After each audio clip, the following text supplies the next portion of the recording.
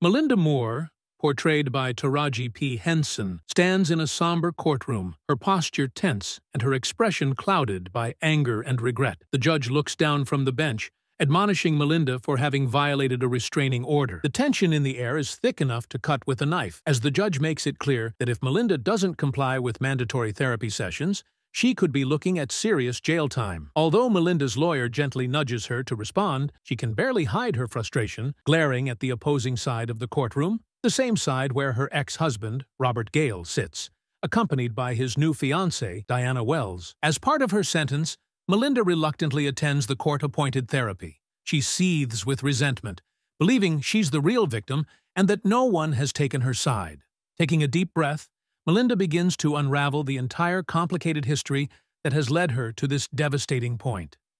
The story she tells is one of betrayal, relentless hope, and mounting fury, culminating in violence that nearly costs multiple lives. The narrative flashes back to Melinda's college years. We meet a younger version of Melinda who happens to cross paths with Robert Gale in the pouring rain. In that very first encounter, Melinda and Robert literally collide, and in the ensuing mix-up, they accidentally swap some coursework. Later, Robert tracks her down in her dorm room to return her papers and retrieve his own. He notices errors in her assignment. He's already taken the course, he explains, and offers to help. Despite Melinda's initial hesitation, she accepts the tutoring. Soon, study sessions turn into coffee breaks, walks around campus, and the beginnings of a romantic bond. Before their relationship can deepen, tragedy strikes. Melinda's mother passes away. Her sisters, June and Brenda, bring her the terrible news one afternoon. They are immediately suspicious of Robert, who attends the funeral anyway, trying to provide support. The sisters, protective of Melinda and aware of the inheritance she stands to receive, pointedly question Robert about his finances, his background, and his intentions toward their grieving sister. Melinda's high school ex-boyfriend, Devon, also surfaces as if to remind Robert that he's not the only man who's ever been in Melinda's life. Awkwardness aside, Robert thanks Melinda for letting him attend. However, sensing that he's intruding on a family affair, he tries to slip away. Melinda, not wanting him to vanish, chases after him, offering him a ride home in her car. He leads her to a rundown RV parked in a relative's driveway, explaining that this is where he's been living. Instead of recoiling, Melinda follows him inside. The closeness of the RV, the emotional vulnerability following her mother's death, and her desire for companionship all converge. Their conversation turns intimate, and they end up spending the night together in the RV's cramped bedroom. Shortly thereafter, they make their relationship official. Melinda has never felt so certain about anyone else. Meanwhile, her sisters are incensed to learn that Melinda has told Robert about the $350,000 inheritance left to her by their mother. They warn her it's dangerous to let a relative stranger know she has such a significant sum of money, but Melinda dismisses them, replying that Robert dreams of selling his battery invention to a big firm called Prescott, and she believes in supporting him. When she sees he's worried about not having transportation to get to important meetings, she even goes so far as to buy him a car with part of her inheritance. For a time, they are happy. At least, Melinda thinks so. However, Robert's phone calls dwindle. She becomes suspicious that he might be hiding something. One evening, stewing in her own anxiety, she drives over to his RV. Through the fogged window, she glimpses a woman's hand pressed against the glass, accompanied by unmistakable sounds of a passionate moment. Rage surging through her veins, Melinda backs her Jeep up, then slams it into the RV. She does it again and again until the RV collapses onto its side. Robert staggers out, helping another woman, later revealed to be Diana Wells, escape through the bedroom window. Enraged, Melinda smashes the windshield of the car she once gifted Robert. In her blind fury, she rams her abdomen into the steering wheel, causing herself internal injuries. She collapses and loses consciousness. Melinda wakes up in the hospital, where she learns the collision caused such trauma to her abdomen that she had to undergo a hysterectomy. She can no longer have children, and the guilt, grief, and seething anger she feels toward Robert weighs heavily on her. Despite their hostility, Robert tries to visit her, only to be turned away by her sisters, who blame him for the entire ordeal. Yet when Melinda returns home, Robert refuses to give up. He stands outside, calling her name, professing that his dalliance with Diana meant nothing. He made a grave mistake, he tells her, but it won't happen again. Perhaps against her better judgment, or because she feels an intense need to believe him, Melinda forgives Robert. The sisters, for their part, are outraged. They see it as a betrayal, or at least a reckless act of desperation. Melinda cannot be swayed, though.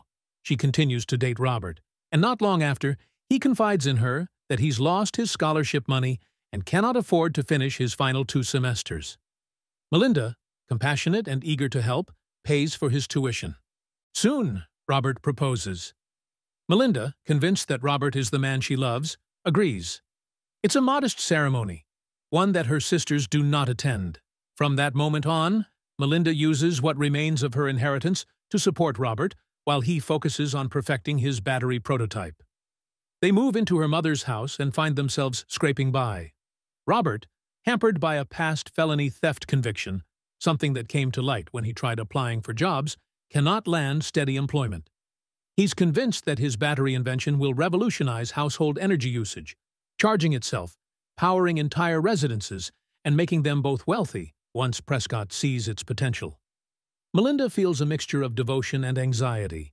She works 2 jobs, mortgages her mother's house, and invests everything she has, money, time, emotional energy, into Robert's dream.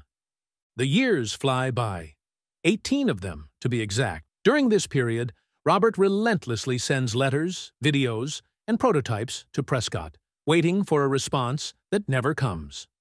All the while, the mortgage bills keep piling up, and Melinda's once substantial insurance nest egg has all but vanished. Frustrated, exhausted, and now middle-aged, Melinda sees the house on the brink of foreclosure. Yet Robert refuses to give up, claiming the big payoff is just around the corner. In a disheartening twist of fate, Robert learns that Diana Wells, the woman with whom he cheated years ago, is now an administrative assistant for the top executives at Prescott. He reaches out, hoping she can facilitate a meeting with her boss. While part of Melinda feels uneasy at the prospect of Robert reuniting with Diana, she's also aware that this might be the only chance left to salvage their finances. Meanwhile, her sisters, June and Brenda, remain watchful, ready to pounce on any indication that Robert might be betraying Melinda again. When news of the foreclosure hits, Melinda's sisters show up at her house, scolding her for letting herself sink so deep into a financial black hole, all in service of Robert's dream. Brenda's husband and June's husband, who co-own a delivery service, offer Robert an opportunity to earn a steady paycheck.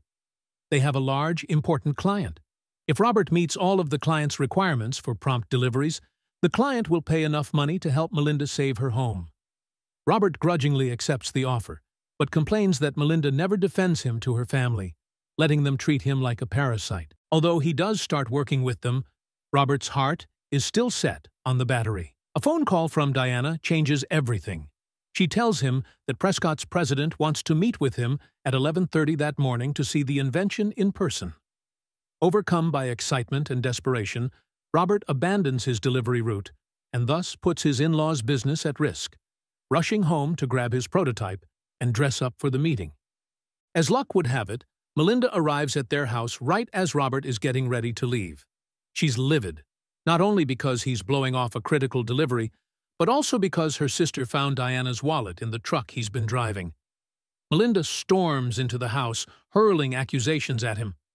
Robert tries to protest that he's not cheating, that Diana's wallet ended up in his truck for an innocent reason, that this meeting is legitimate.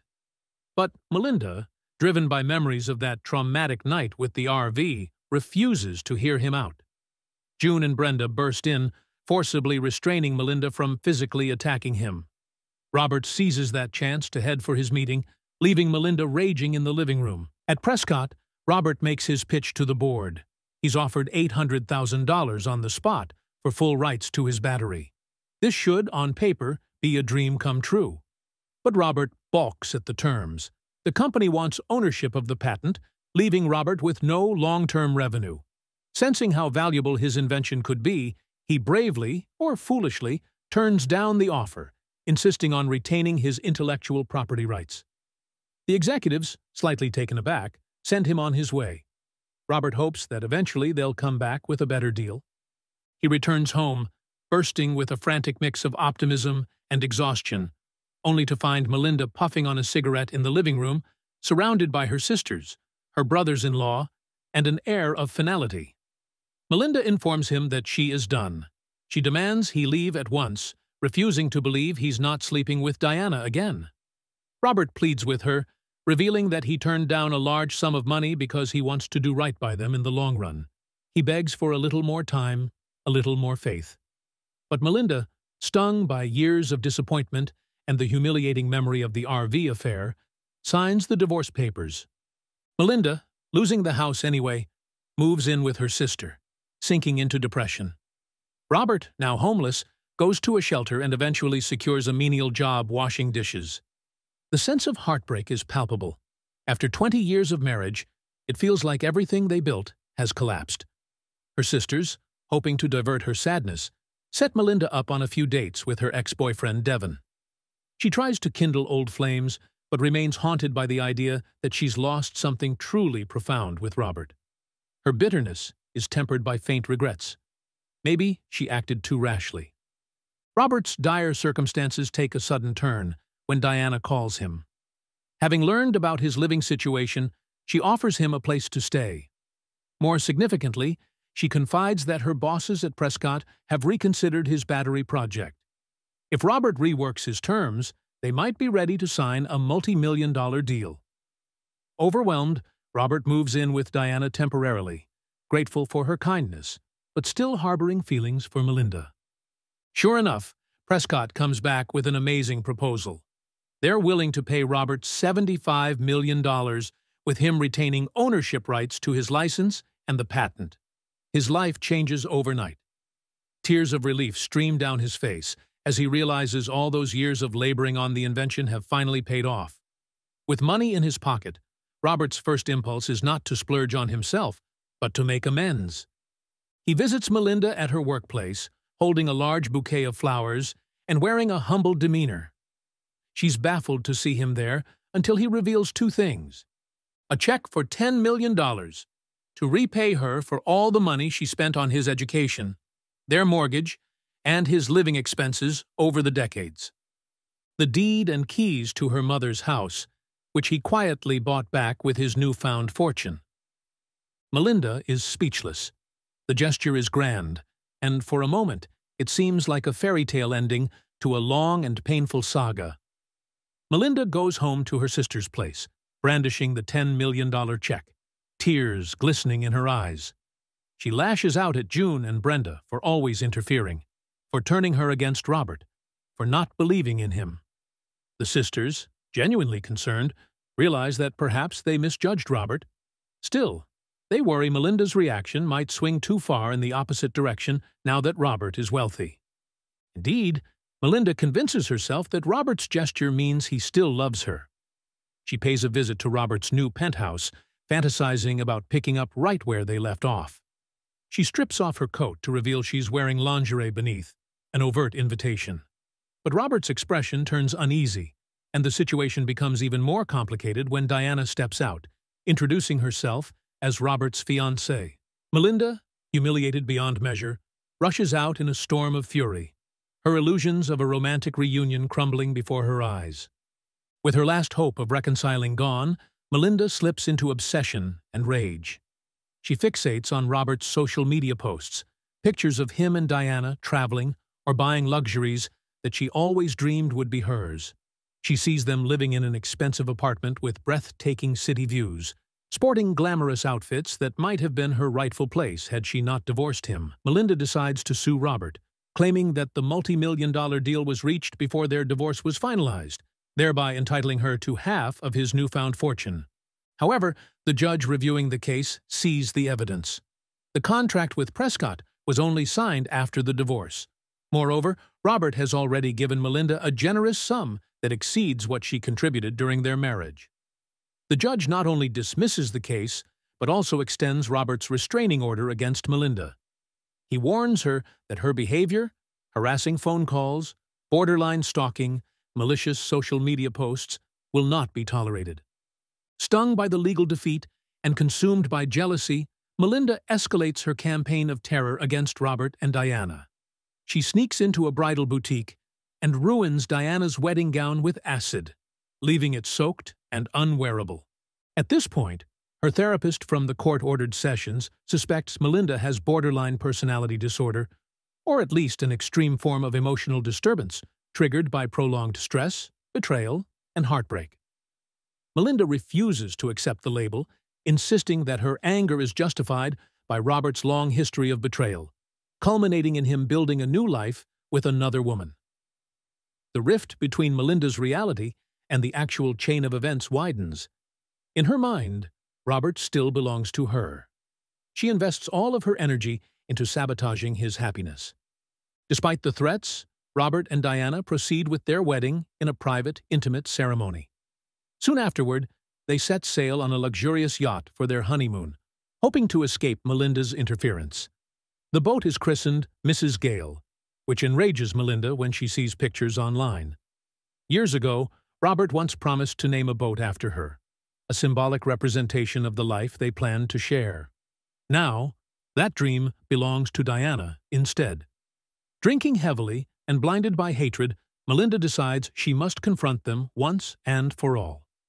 Under the cover of night, Melinda boards the yacht, wearing a bridal gown suspiciously similar to the one Diana was supposed to wear. She clutches a gun, her face contorted with rage. Robert, he turns to see Melinda, unhinged and pointing the weapon at his chest. She orders the crew into the water, threatening to fire if they don't comply. Robert pleads with her to drop the gun and talk, but her jealousy has reached a fever pitch. Suddenly, she shoots Robert in the abdomen, the deafening crack echoing across the water. Below deck, Diana hears the shot and rushes up to find her husband bleeding, with Melinda standing over him like a specter of vengeance. Panicked, Diana tries to reason with Melinda, offering anything to protect the man she loves. Melinda demands the engagement ring, screaming that it rightfully belongs to her, that all of this, Robert's success, money, and devotion, was supposed to be her future. Robert, summoning strength despite his wound, pushes Melinda off the boat, yelling for Diana to take the small rescue boat and collect the crew. Moments later, Robert, struggling to remain conscious, tries to figure out how badly he's injured. He groans in pain, alone on the yacht. But Melinda is not finished. Soaked from head to toe, she climbs back on board, brandishing an axe. She hobbles forward, sees Robert, and swings the axe, striking him on the leg. The anchor chain sits on the deck, forming a small loop. Melinda unintentionally steps into it, her foot getting tangled in the heavy metal links.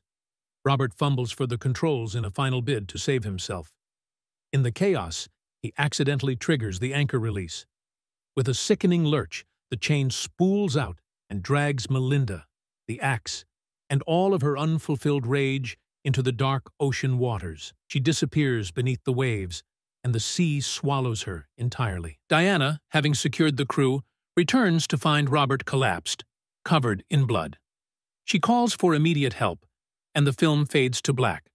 We're left uncertain about Robert's ultimate fate, though we can guess that emergency assistance is on its way. The final tragedy is that Melinda, once so full of potential, drowns in her obsession, undone by the darkness of her own spiraling emotions. Back in the present-day court-mandated therapy session, Melinda's story ends. The therapist quietly notes how years of resentment can warp a person's perspective, how a single betrayal can fester into an all-consuming vendetta, if not properly addressed. Melinda's tragic journey offers a cautionary tale. Had she sought help earlier, or had she recognized that her devotion to Robert was bordering on unhealthy obsession, perhaps the final chapter would have been different. Yet, the film highlights many points of empathy too.